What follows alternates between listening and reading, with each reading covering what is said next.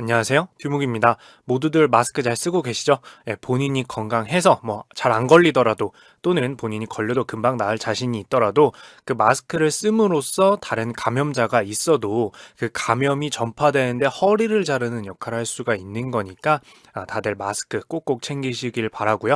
저도 마스크 열심히 쓰고 다니겠습니다. 참, 그리고 그 가짜 뉴스와 이 신종 코로나 관련으로 해서 기업 입장에서는 그런 영상에 광고가 게재되는데 이제 불편할 수가 있어서 아마 신종 코로나 관련 영상들에 이제 노란 딱지가 많이 붙고 있는데요.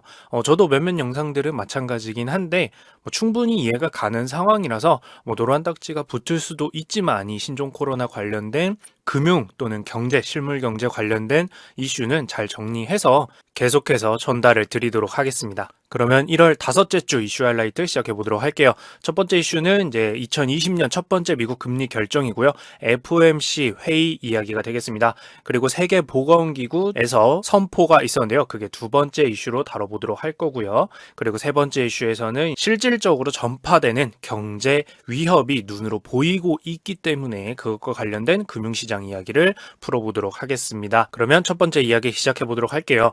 자, 연방준비제도, 즉 자주 이야기 나오는 연준 산하에서 그 밑에서 진행되는 FOMC의 회의가 있었습니다. 연방공개시장위원회 회의라고 할 수가 있죠. 1년에 8번 정도 열리는 회의로 전 세계에서 미래 금융시장의 방향성을 알기 위해서 관심을 갖는 미국의 회의라고 볼 수가 있는데요. 왜냐하면 이곳에서 미국의 금리 상승 또는 하락 또는 동결이 결정이 나기 때문입니다. 그래서 바로 이곳에서 지난 1월 5주차, 즉 1월 30일 목요일에 FOMC 회의에서는 미국 금리는 이후에 동결되어서 1.50%에서 1.75%를 유지하는 것으로 결정이 났습니다. 즉 금리 인하를 해서 시장에 돈을 더 많이 풀거나 금리 상승을 시켜서 시장에 돈을 많이 돌지 못하도록 만들지 않고 현재 상황을 유지하는 것으로 충분하다고 판단했다는 것이죠. 미국의 경제 성장세는 완만하다라고 말하면서 말이에요. 다만 기존의 경제 활성화를 하기 위해서 이미 진행 중이던 시장 활성화 정책은 유지한다라는 말을 했는데요. 약 600억 달러 규모로 시장에 있는 단기 국가 채권을 계속해서 구매해서 시장에 나와 있는 채권이라는 금융상품은 창고에 넣고 그러면 이걸 사면서 지불한 600억 달러의 현금은 시장으로 공급이 돼서 시장에서 막 돌면서 사람들이 많이 사용할 수가 있겠죠. 이런 방식으로 해오던 시장 활성화 정책은 유지한다라고 했습니다. 자, 그런데 여기까지 금리 동결 그리고 시장 유동성 공급 정책, 즉 현금 공급 정책은 유지한다라고 했기 때문에 큰 변화는 없었기 때문에 시장은 FOMC 회의 내용에 대해서 크게 반응하지는 않았는데요. 안도했다라고 볼 수도 있겠죠. 다만 특이성이 있었습니다. 이 회의 내용에서 연방준비위원회 의장은 기자회견을 통해서 한마디를 덧붙였는데요. 바로 신종 코로나에 대한 경계감이었습니다.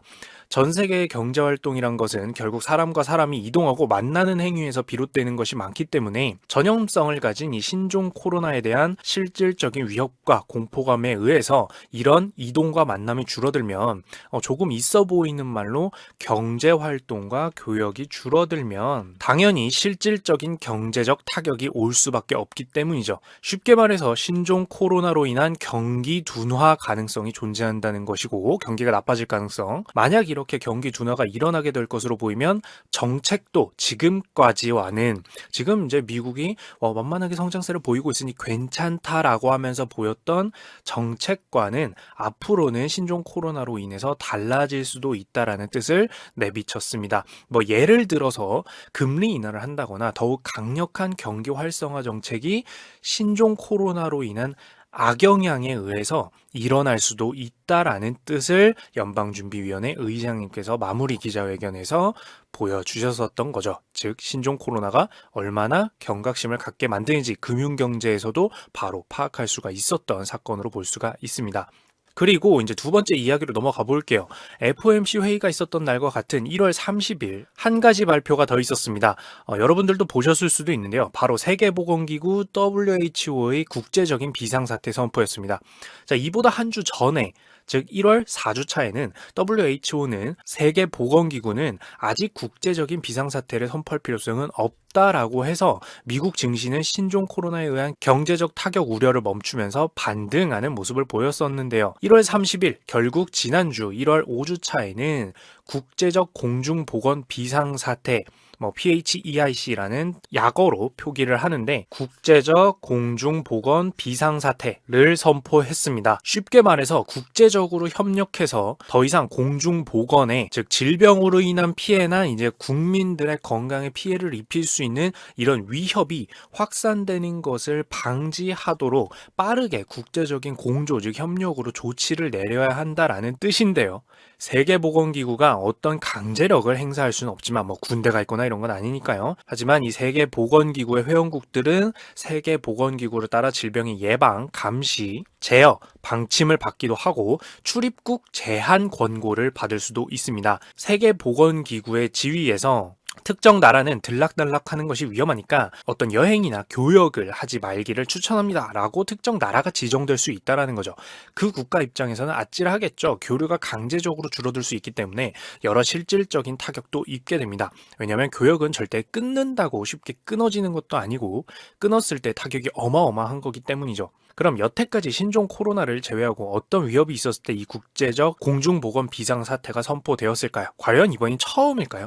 물론 그렇지는 않습니다. 이 공중보건 비상사태 같은 경우에는 2009년 인플루엔자 범유행 그리고 2014년 야생형 폴리오 즉 소아마비의 세계적 유행도 있었고요. 2014년에 서아프리카 에볼라 그리고 2015년에 여러분들께서 지카라고 알고 계시는 지카 바이러스도 있었고 그리고 2018년에 선포되었던 키보 에볼라 사태도 역시 있었습니다. 자, 여기서 하나하나 설명할 수는 없지만 지금까지 총 5번의 선포가 있었다는 사실을 알 수가 있고요. 자, 이렇게 앞서 5번에 합쳐서 이번에 신종 코로나가 총 6번째 선포가 되었다라고 볼 수가 있습니다. 자, 다만 이와 함께 이 국제적 공중보건 비상사태를 세계보건기구가 선포는 했지만 덧붙여서 아직 교역과 여행을 제한할 필요는 없다라고 세계보건기구에서 의견을 냈는데요.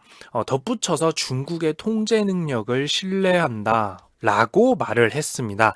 아무래도 사람의 심정상 이에 대해서는 모두들 개인적인 생각들이 따로 들 수밖에 없는 상황인데요. 자, 이어서 많은 국가들은 세계보건기구의 이 비상사태 선포와 함께 미국 등의 국제적인 선례도 발생을 했기 때문에 아직까지 출입국 제한에 대해 많은 논의가 있지 않았지만 이제부터는 각자의 위치에서 논의가 시작되기도 했습니다. 각자 맞는 수준에서 각자 할 수 있는 한도 내를 판단한 다음에 여러 가지 교역 제한이나 방역에 있어서 강력하게 해야겠구나 라는 식의 움직임이 가능해진 거죠. 이 선포에 의해서요. 그리고 함께 알아두면 좋은 것이 있는데요. 이 세계보건기구는 이런 위기 사태를 선포하면서 권고한 것이 한 가지 더 있었습니다. 자, 뭐냐면은 이 공중보건 위기를 함께 해결하고자 이런 선포를 하는 것이지 특정 그룹을 낙인과 차별화라는 것은 아니라고 말을 했는데요.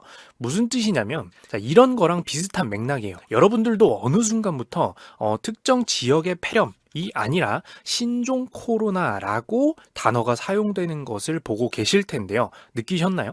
무슨 뜻이냐면 예를 들어서 이런 거예요. 자, 한국 인구 중 일부 사람들이 유행성 질병 감염이 높다고 해서 다른 모든 국가에서 한국은 질병이다, 한국인은 질병이다, 막 낙인 찍고 차별해서는 안 된다라는 의미를 갖는 것입니다. 자, 모두 함께 질병을 그 자체로 조심하고 방역하고 막는 것을 열심히 하는 것과 별개로 그 자체로 비난과 힐난과 차별이 가해지는데 혹여 이런 비상사태 선포 또는 이름들이 악영향을 줄 수가 있기 때문에 최근에 이런 명칭에 대해서도 언론사뿐만 아니라 많은 의료진 또는 관련자분들께서 신종 코로나 같은 경우에는 2019에 발생한 nCoV 즉 코로나 바이러스라고 해서 신종 코로나라고 이제 명기를 하고 있는데요. 이것도 그 지역 폐렴 대신에 신종 코로나로 사용하는 이유라고 할 수가 있습니다. 즉 세계보건기구는 질병으로부터 사람을 구하고자 하는 것이지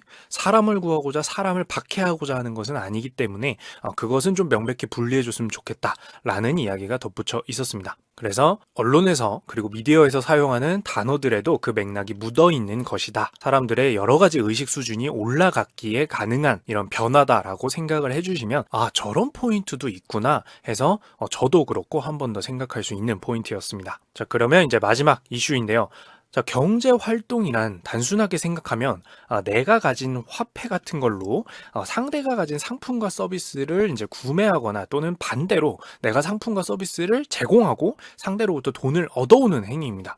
이렇듯 경제 활동이란 것이 일어나려면 이런 사람과 사람의 만남이 필요하게 되는데요. 그리고 그 경제 활동이 활발히 일어나면 경제가 좋은 것이고 잘 일어나지 않으면 경제가 나쁜 것이다라고 표현을 할 수가 있습니다.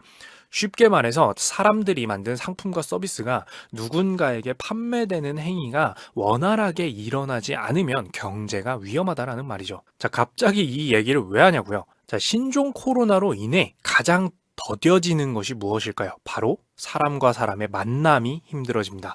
만나기야 하겠지만 중간 절차가 많아지거나 심각한 경우에는 국제적 공중보건 위기, 세계보건기구의 선포와 함께 각국이 특정 국가와의 교류를 줄이거나 하는 방식으로 전염병을 막기 위해서, 이게 나쁜 게 아니라 전염병을 진짜로 막고 국민들을 구하기 위해서 여행과 교역 자체를 강제적으로 완전 차단은 아니어도 일부 제한해버릴 수 있기 때문이죠. 자, 이것은 충분히 예상 가능한 행위고 그렇기 때문에 더더욱 경제뿐만 아니라 시장에도 흔적을 남기게 됩니다. 1월 30일 WHO 즉 세계보건기구의 공중보건위기 선포뿐만 아니라 1월 31일에 미국 보건복지부 장관의 발표도 있었는데요. 자, 미국 시민 또는 영주권자의 직계가족이 아닌 외국 국적자가 최근 12일 즉 2주 내에 중국을 다녀왔을 경우, 왜 2주겠어요? 자, 이거 신종 코로나가 잠복기가 열흘 정도 안팎으로 보고 있죠. 그러니까 즉 2주가 지나서 발병을 안 하면 괜찮은 거니까, 보균자가 아닌 거니까 만약에 반대로 이제 2주 내에 중국을 여행한 경력이 있을 경우에는 입국을 거부하겠다라는 이야기를 함께 했고요. 더불어서 미국인 역시, 즉 미국 국적자 역시 중국을 방문, 즉 보다 자세히 얘기해 보면 중국에서 우한이 속한 후베이성을 다녀왔다면 건강검사뿐만 아니라 2주간 의무적으로 격리되는 절차가 마련이 되고, 또는 꼭 그 우한이 속한 후베이성을 간 게 아니더라도 중국을 방문하고 돌아왔을 때는 격리는 아니지만 건강검사는 실시하겠다라는 등의 발표를 했어요. 그리고 이 조치 같은 경우에는 2월 3일에 발효가 될 예정이고요. 우리나라 시간으로. 그리고 이런 정부의 조치뿐만 아니라 민간, 즉 기업에서도 미국 3대 대형 항공사 같은 경우에는 신형 코로나의 발원지인 중국으로의 항공편 운항을 이제 만운수 중단하기로 하기도 했습니다. 자, 이렇듯 이제 세계보건기구의 비상사태 선포가 있고, 이제 그로부터 미국 같은 경우에도 조치를 하기 시작하면 당연히 다른 국가들도 이제 미국과 세계보건기구의 선례가 생겼으니까 이제 행동하기가 편해지겠죠. 우리도 교역을 좀 줄여야겠다, 이런 식으로 말이에요. 아마 우리나라도 포함해서 그렇게 움직여 갈 겁니다. 이렇듯 이러한 종류의 뉴스들은 이제 투자자들에게 경제적인 타격이 눈에 보인다라고 생각하게 만들고 세계 증시에 곧장 영향을 주게 되는데요. 자, 1월 31일 유럽 주요 국가의 증시들은 모두 1%대의 급락을 맞이하게 됩니다. 파랗게 물들었다는 뜻이죠. 우리나라 기준으로는. 그리고 미국 뉴욕에서도 다우존스 지수는 마이너스 2% 수준으로 작년, 즉 2019년 8월 이후 최대 낙폭이었고요. 대형주 중심인 S&P 500도 마이너스 1.8% 수준으로 2019년 10월 이후 4개월 만에 최대 낙폭을 맞이했습니다. 그리고 더해서 기술기업이 많은 나스닥 같은 경우에도 마이너스 1.6% 정도로 주가가 내려앉게 되었죠. 그리고 여기서 한 가지 더 생각할 수가 있는 게, 기업들의 매출이 줄어드는 것도 당연하겠지만 여행과 교역량이 줄어들면 그때 사용하는 에너지원도 덜 사용하게 될 거란 생각을 해볼 수가 있습니다. 자, 그럼 에너지원 중에 대표적인 에너지원은 뭐죠? 바로 석유, 기름값이 떨어지게 된다라는 거예요. 그래서 WTI, 우리가 기준 삼는 원유 가격이 여러 가지가 있지만 그중에 대표적인 WTI 원유 가격을 기준으로는 1.1%의 가격 하락이 보이기도 했었습니다. 자, 그래서 우리가 함께 해온 시간인데 여기서 멈추면 아깝죠. 한 가지만 더 보면은, 더해서 제가 안전자산, 위험자산 얘기 자주 했었으니까 이런 경우는 뭘까요? 그것도 곁들여서 생각해보면 더 폭이 넓어지겠죠. 자, 이런 많은 위험신호로 위험자산이 투자하기가 좀 껄끄러워지는 상황이 되면 반대로 오르는 것들도 생겼을 겁니다. 그건 뭐였냐면 안전자산의 대표격이라고 볼 수가 있는 달러화의 가치도 오르고요. 이와 함께 역시 양대 산맥으로 볼 수 있는 엔화, 가치도 안전자산으로서 오르는 모습을 볼 수가 있습니다. 누누이 말씀드리지만 이걸 봤으니 투자자가 아니라 여기서 보이는 이런 증시의 움직임만으로도 세계가 얼만큼 위험하다라고 생각하고 있는지의 정도를 파악할 수가 있다라는 뜻인데요. 사람들의 공포감이 흔치 않은 수준으로 점점 팽배해지고 있구나라는 모습을 눈으로 차트로도 볼 수가 있어서 이렇게 모아서 저도 공부하고 전달을 드리게 되었습니다. 자, 여기까지. 아무래도 지금 신종 코로나 같은 경우에는 워낙 국제적인 이슈다 보니까 빼놓지 않게 되었고, 세 가지 이슈가 어떻게 보면 다 연관이 되었는데요. 지금까지 말씀드린 것들은 모두 정보고 뉴스에 지나지 않지만 제일 중요한 것은 역시 들으시는 분들의 건강이겠죠. 여러분들 흐르는 물에 손을 씻는 행위, 그 손세정제가 얼마나 대단하냐, 물론 대단하면 좋겠지만, 자, 비누 이런 것들로 세균을 잡아서 그 다음에 흐르는 물로 씻겨 내려보내는 과정이 제일 중요하다고 하고, 마스크도 가격이 중요한 게 아니라 확률적으로 그 침이 나한테 직접 튀어서보다는 내가 그 침이 묻은 곳, 감염자의 침이 묻은 곳이나 이런 것을 터치해서 내가 눈이나 입, 코, 이런 상처 부위 이런 곳을 만지는 것이 더 위험하다고 하니까 냉정하게 판단을 해서, 그리고 전문가의 의견을 직접 들어서, 저도 전문가가 아니라는 거 꼭 알아주시고요. 모두 건강을 지켜주셨으면 좋겠습니다. 마스크도 꼭 쓰고요. 저도요. 그럼 여기까지 이상 티묵이었습니다.